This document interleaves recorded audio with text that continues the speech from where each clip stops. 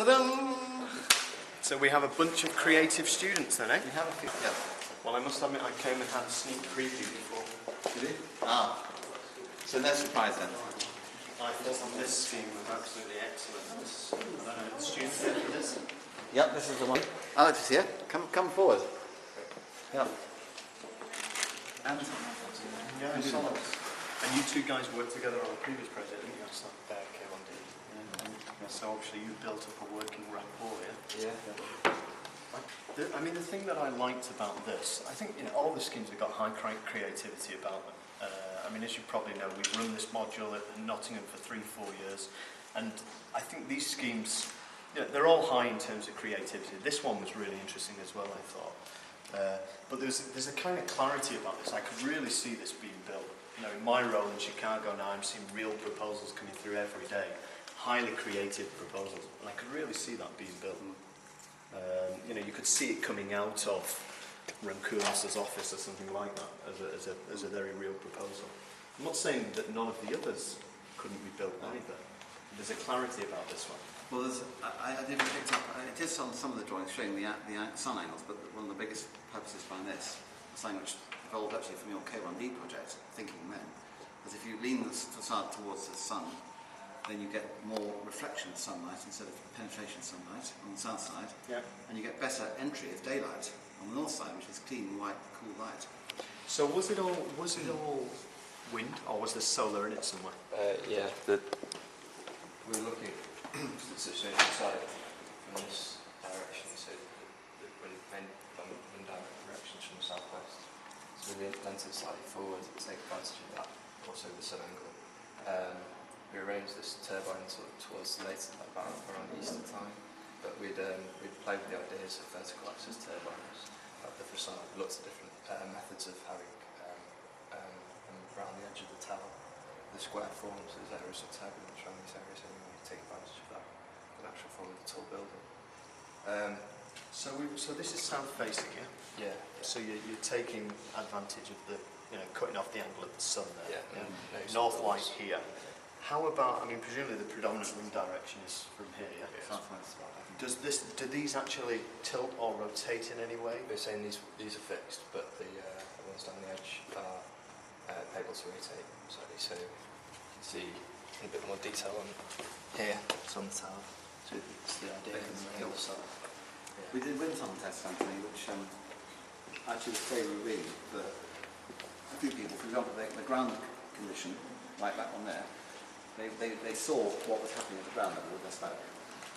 And you can counter and contrast. You've actually got a canopy that does that here in your drawings to protect people on the ground on this one. People, I think Darren and Gemma's, yours had a ground condition as well. It did, yeah. Which was revealed by the wind tunnel testing. Which one's Darren and Gemma's? This one here. This was also this scheme down here, is it? Yeah. Some of the imagery on that was incredible. How much were you influenced by this scheme here?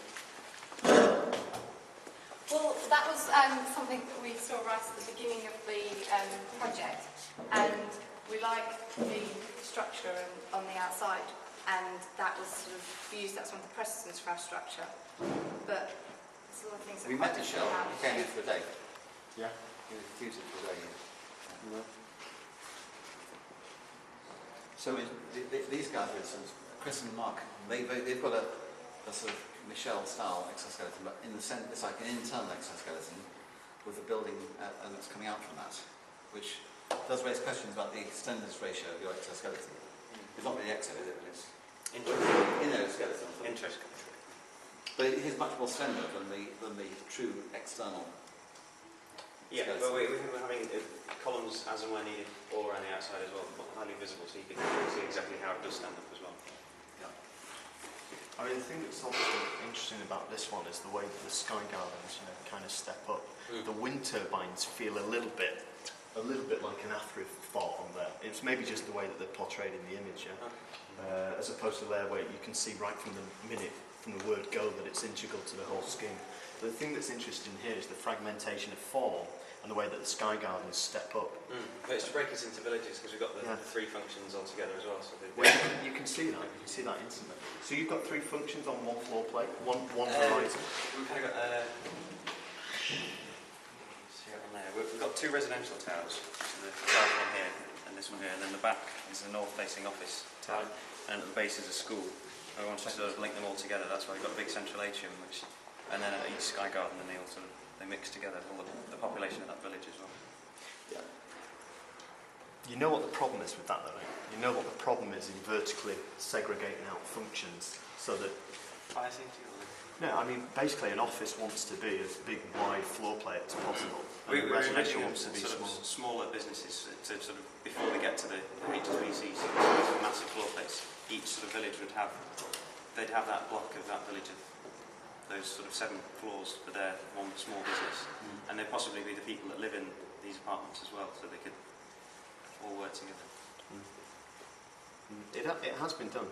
Lloyd Wright's Price Tower, 1956 in the US, was one of the first and only towers actually to vertically split office and residential. You get office and residential on one floor, but it's not the most. It's not a model that's used to show economical efficiency. Let's put it that way.